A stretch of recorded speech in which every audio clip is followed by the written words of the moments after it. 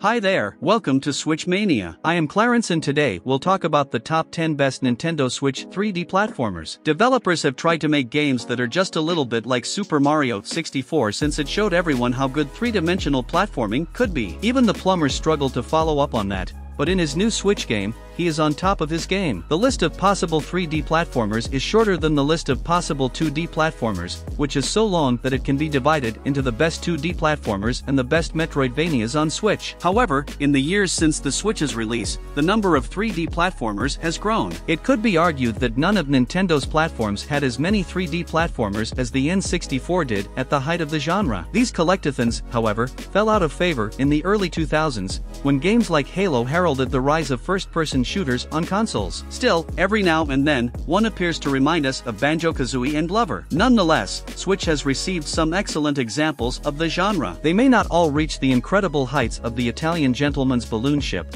but once the Odyssey is over, they are all great platformers. So, let's take a look at the best 3D platformers for the Nintendo Switch that you need to watch out for and add to your wishlist. On number 10, Blue Fire. Blue Fire is a fantastic blend of action, platforming, and modern ideas that, when all is said and done, results in something truly unique. I haven't discovered all of Penumbra's secrets yet, but I know I'll have a good time doing so. Blue Fire is a fantastic game that does an excellent job of combining action and platforms to provide us with hours of entertainment and a captivating atmosphere. It was inspired by Zelda, Hollow Knight, and even Dark Souls. Blue Fire is a pleasant and enjoyable surprise, and it marks a successful debut for Robi Studios. Only the performance issues, the slightly sloppy combat, and the high level of difficulty are points of contention, and the latter is debatable. This world was created with love and skill, and it is easy to become lost in it. The more you practice and improve, the more you'll get out of it. It's difficult, but it doesn't rely on cheap tricks or gotchas to make it so. The graphics are interesting and, more importantly, simple to understand. Even if it doesn't have the most unique parts,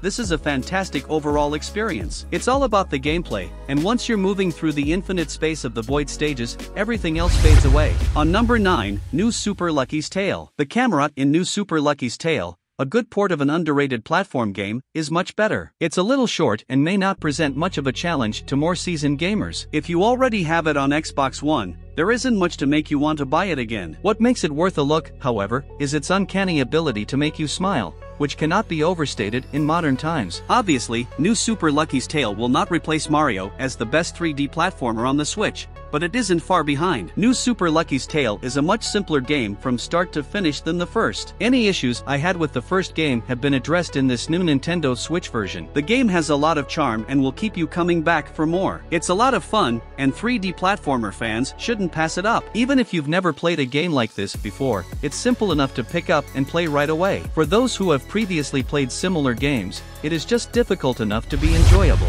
And on number 8, Demon Turf. Demon Turf is a fantastic platformer, but parts of the combat are tedious and repetitive, preventing it from being truly fantastic. However, if you can get past this, you'll discover a game that rewards bravery and daring, with great platforming controls that allow you to string together great combos. The visuals are strange at first, but the character designs really stand out and give it a classic look. If you enjoy 3D platformers from the golden N64 era and later, this is a must-play. Demon Turf was not as much fun for me as a platformer as I had hoped, but I can see it gaining a following. The community has already demonstrated that there are many cool ways to get from point A to point B, and I'm confident that once the game is in the hands of more people, those ways will grow and amaze even more. Nonetheless, the speedrunning community is a small part of the overall 3D platforming fan base, so it may be a stretch to say that Demon Turf is a great 3D platformer solely on that basis. Still, for what it's worth, it's a decent one. Demon Turf is yet another fantastic 3D collectathon platformer with a lot to do and a distinct aesthetic. There are a few technological glitches, but they don't detract from what is otherwise an excellent adventure to defeat the Demon King. Demon Turf is difficult to master, but once you do, it's a lot of fun. It's one of the best games I've played in recent years, and I have no plans to stop playing it anytime soon. On number 7, Crash Bandicoot and Sane Trilogy. The Crash Bandicoot and Sane Trilogy is a faithful remake of some of the first popular 3D platforming games. The levels are smooth and beautiful, and they do an excellent job of recreating the feel of the originals. People who haven't played any of the series' previous games may be put off by the steep difficulty spikes and the fact that some of the finer mechanics aren't well explained. For better or worse, all of the good and bad parts of the first 3 games are present, and despite some odd design choices, it's still a really fun rehash of some old classics, flaws and all. If you like 3D platformers, you should check this out. But Crash isn't as fun to play, creative, or entertaining as Mario, just like in the 90s. But it's difficult to beat a trip back in time. The Crash Bandicoot N Sane Trilogy is like a good, old Chardonnay. It combines an excellent remake of 3 classic platform games with the adventures of a well-known character into a single package. This collection should excite anyone who owns a Switch. Crash Bandicoot is back with new graphics and the same gameplay. The resolution is lower on the Nintendo Switch version than on the PS4 or Xbox One,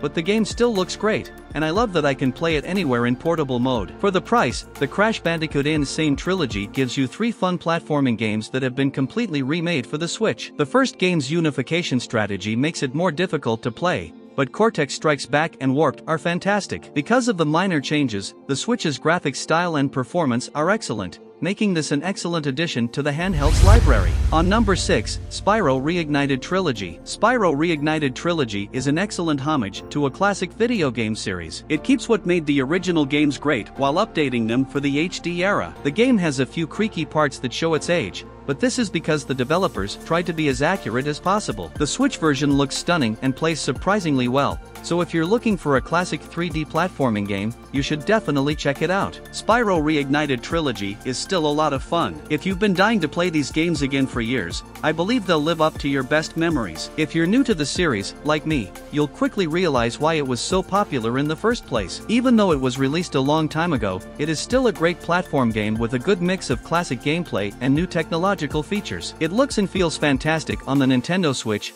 particularly in portable mode, but it's a shame that this port has longer loading times and some FPS issues when playing in dock mode. The Spyro Reignited Trilogy was created to appeal to a specific audience's nostalgia, but the games are good enough that they can still be enjoyed by people today. Fans of the series and the collectathon subgenre should check it out. It's also great for kids and people who aren't used to playing games because it's simple to learn.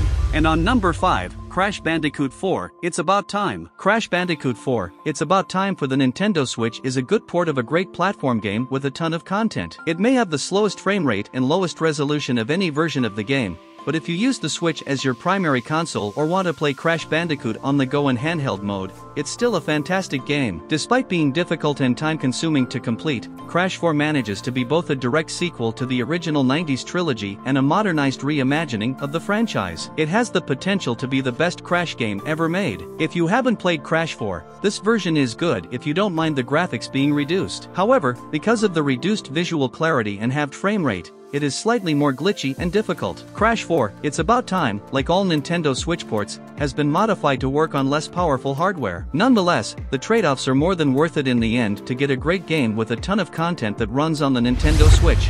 On number 4, Captain Toad, Treasure Tracker. Even though there are puzzles, this is still a 3D platformer, and the lack of a jump button doesn't make it any less enjoyable. Treasure Tracker is a true find. It's a fantastic platform puzzle game for all ages with lovely graphics and a lively soundtrack that you should definitely give a shot if you haven't already. This game is even better with 2-player co-op, and once you've completed the main game, there's a nice little piece of DLC to enjoy. Captain Toad, Treasure Tracker is both visually and audibly appealing. It has a cute appearance, an excellent soundtrack, and excellent sound effects and dialogue from the main characters. It also has well-designed, self-contained stages full of clever puzzles to solve and lots of goodies to discover. This was a fantastic Wii U game that deserved a second chance, and now that it has some fantastic new features, it is finally time for it to shine. Captain Toad, Treasure Tracker showcases one of Super Mario's best supporting characters and takes him on an exciting adventure. Fans of the Wii U version should purchase this one because it is more portable and has more levels. Those who didn't play it in 2014 will enjoy it as well. It's a fantastic addition to the Switch's ever-expanding library of games, and I can't wait to see what Nintendo does with Captain Toad in the future. Treasure Tracker is an excellent game in every way. It's also quite lovely. I was blown away when I first saw it on Wii U, and the graphics have only improved on Switch. It's bright, happy, and one-of-a-kind from an artistic standpoint. Each level is set up like a diorama, giving the impression that the player is playing with toys rather than lines of code. The music isn't very varied, which is probably due to the short duration of most stages, but I would have liked a few more tracks to spice things up. On number 3, Kirby and the Forgotten Land. Kirby and the Forgotten Land is a large, colorful, and enjoyable ride for our little pink friend. This is the first mainline Kirby game to be fully three-dimensional, and it's packed with fun and creativity. It incorporates everything I know and love about previous Kirby games into this all-new setting, while also introducing a slew of new things I enjoy. Mouthful mode is just as silly and entertaining as it appeared in the trailers. Each level is full of secrets and great details, and there are plenty of side quests, collectibles, and co-op fun to keep you busy and coming back for more. What a fantastic way to mark Planet Popstar's 30th anniversary. Forgotten Land is a soothing and relaxing game with an uplifting soundtrack. You can also take on some fun challenges to gain deeper upgrades. This game is a must-have and an instant Nintendo classic in any case. It's at once warmly familiar and subtly new, and it'll keep you playing until the end. Nintendo and HAL Labs created one of the best Kirby games ever, complete with stunning graphics, a fantastic soundtrack, and, most importantly, amazing and entertaining gameplay. Kirby in the Forgotten Land is a game that every Switch owner should own. Kirby in the Forgotten Land is a delightfully sweet game. It's not difficult or complicated, but it's always entertaining and cute. It plays almost like a theme park ride rather than a platformer, but the constant changes in gameplay and level design keep it engaging and interesting. The only drawback is that it doesn't work well when docked, which could be a deal breaker for anyone who wanted Mario Odyssey to be included. If you like Kirby, you'll enjoy Kirby in the Forgotten Land, and there isn't a better game for younger gamers. Kirby in the Forgotten Land is one of the most entertaining action platform games I've played in a long time. With its theme and gameplay, I'd even say it's one of the best Kirby games. On number 2, Super Mario 3D World plus Bowser's Fury. Super Mario 3D World is one of the best Mario games with a linear story, and anyone playing it for the first time will be in for a real treat. When you include the unusual bonus adventure Bowser's Fury, you have a package that is a great value for your money. It's not perfect, but the majority of the issues are the result of the new features. The main game remains as pure and flawless as it was on Wii U. I'd recommend Super Mario 3D World even if Bowser's Fury hadn't been included. It's just the cherry on top. The combination of Super Mario 3D World and Bowser's Fury is fantastic. It resurrects a classic Mario platformer that many have forgotten about and lays the groundwork for a new type of Mario experience. With a little more work, this new type of Mario game could be seen as another defining moment in what is likely the industry's most decorated franchise. Finally, Super Mario 3D World in this collection is the best it's ever been. It is now faster and easier to play with others, making it more appealing than ever. Bowser's Fury, on the other hand, is the unreleased DLC for Super Mario Odyssey. Odyssey's level and game design ideas feel like they were thrown into the Super Mario 3D World game engine, complete with all of that game's power-ups and quirks, to create something truly unique. The combination of these two games is the best thing Nintendo has done in a long time. Super Mario 3D World plus Bowser's Fury is one of the best Mario games for the Nintendo Switch, which is high praise given the availability of Super Mario Maker 2. A package with far too many hours and a mustache full of nostalgic treats and new and wonderful things. Even though 3D World has held up well and could shine again with a little work,